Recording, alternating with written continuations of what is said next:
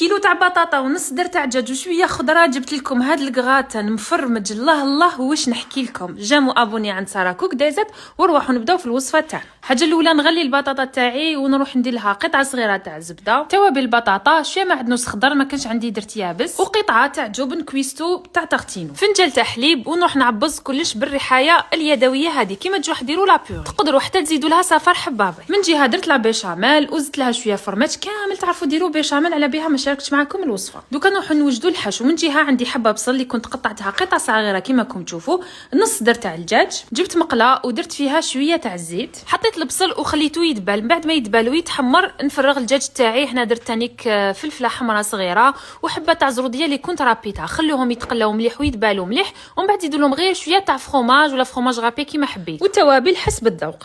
في مول يدخل الفرن فرغت لا بيشاميل ديالي ورحت كورت هذوك البطاطا كيما راكم تشوفوا كريات يكونوا فريمون كبار كيما قد يدي راكم تشوفوا.